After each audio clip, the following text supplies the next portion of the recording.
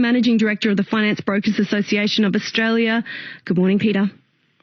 Morning, Rebecca. How are you going? Well, I reckon there's a sort of a sense of maybe anxiety is too far, but just kind of like, okay, here we go. This is what we've been waiting for. What do you think is going to happen at 2:30 this afternoon?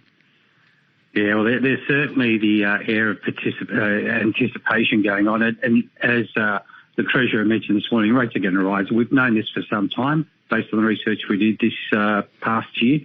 I'm hoping it's capped at about 25 basis points or 0.25%, but many are saying it's 0.4%.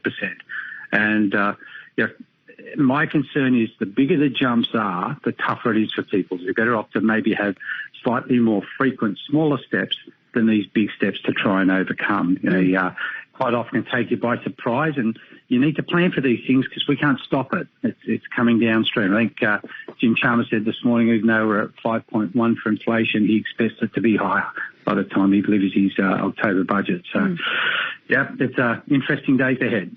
So what's the RBA weighing up when they do decide whether it's 0.25 or 0.4%? Well, there's quite a few factors that come into consideration. I reckon when they look at it, wages is one thing, and we can see that Labor are very much on the fact that wages need to be increased.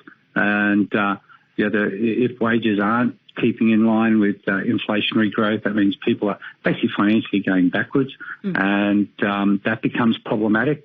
You've got a market where I just looked at some data this morning. The average national home loan 12 months ago was $574,000. It's now nearly $600,000. So we're still borrowing more money.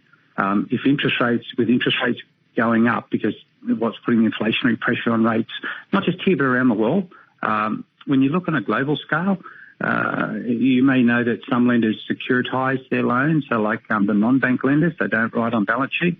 The bond market shut down in Europe the other month. Interest rates around the world are going up everywhere. So cost of funds are just going through the roof. That's the bottom line. So this thing's going to keep bubbling away. And just to those 2 points on wages and on borrowing, is the idea that if rates go up, that will kind of slow borrowing? Is that what they're trying to do? Well, in part, yes. Then you've got to look at house prices. I'm still seeing crazy house prices in the marketplace. So you scratch your heads, go, wow, we'll never think it was worth that much. Yep, so I thought. So somehow you've got to find a measure to cool the housing prices so it becomes more rational. One way is to increase interest rate. And the increase in interest rates just simply means that people can't borrow as much.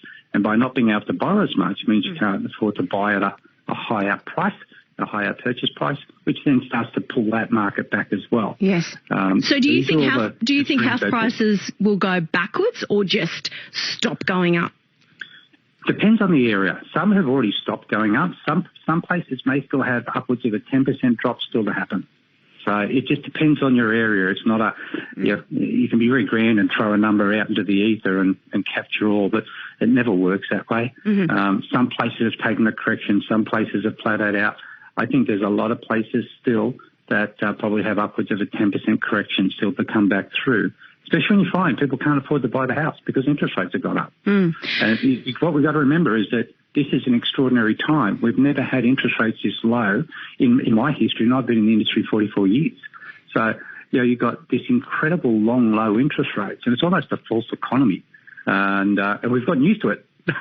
So that becomes the challenges because if it goes up 0.4% today, that's another $105 a month that people have got to find to pay their mortgage or pay potentially their rent as well. So it'll push back that way. Peter White, Managing Director of the Finance Brokers Association of Australia, and let me know your thoughts on an interest rate rise today, 1300 222 612. How will it affect you? You can send me a text, 0467 222 612. Peter, you mentioned a dollar figure there, and do you know what? Can we go worst case scenario? Well, it could even be worse, but let's go a 40 basis point rise. I know you said you'd rather it was 25%. 25. But let's go 40 points. What will that mean for the average mortgage in Australia? Well, two things there. The average mortgage in Australia at a 0.4% rise will be about $122 a month, based on a current average variable rate of 2.5% today.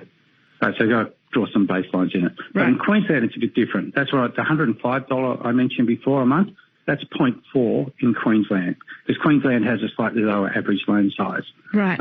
So you're looking at 0.5 at $105, but we've already taken some steps.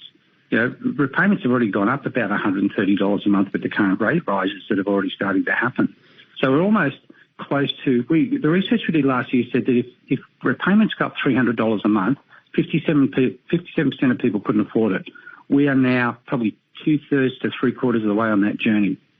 So we're getting very close with the next interest rates, not so much this one, but the next ones could be rather painful for people, a lot of people. And that brings a lot of challenges, and that's where you need some guidance and help with it. Don't try and go alone. It's a very, very unusual time. And we all need the best help we can get to manage through it. And we're hearing that banks are assembling extra staff to deal with customers experiencing mortgage stress. I spoke to Anna Bligh, the CEO of the Australian Banking Association yesterday. She was saying, look, call your bank if you have any problems. Is that your advice to people, Peter?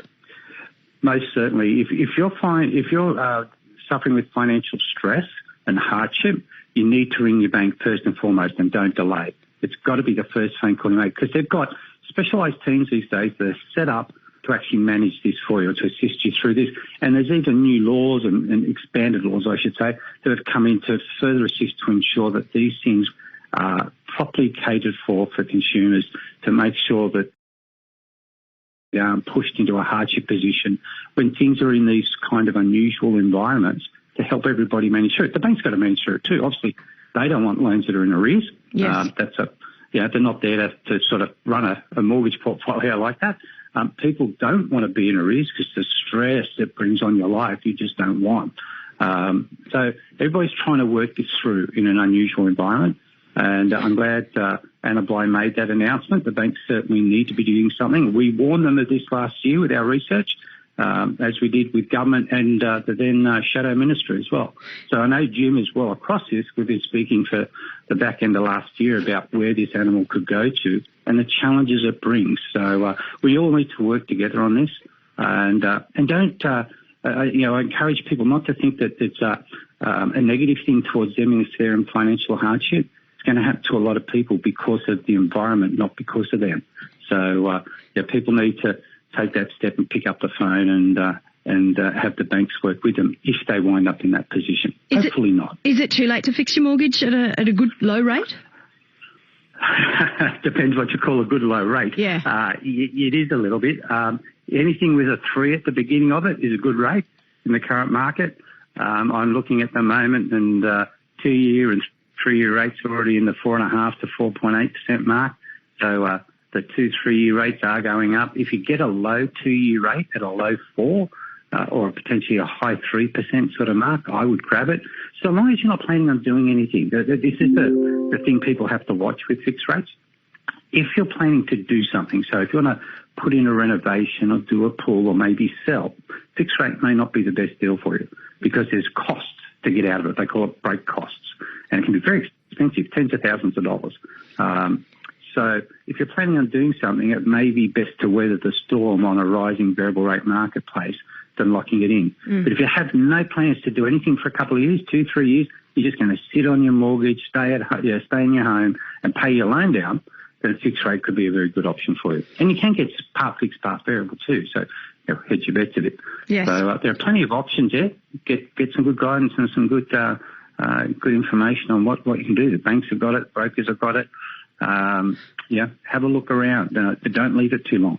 As rates go up, affordability changes, because I think everybody needs to be aware that as the interest rate goes up, the serviceability criteria changes. So we use a benchmark rate when people service a loan. It's a couple of % higher than the rate of the day. So that becomes harder if you want to refinance. So don't leave it too long if you're thinking about it. Are we going to be having this conversation, Peter, every month for the next 6 months? Oh, Rebecca, probably. Hopefully not every month for the next 6 months, but it is a conversation for the rest of this year.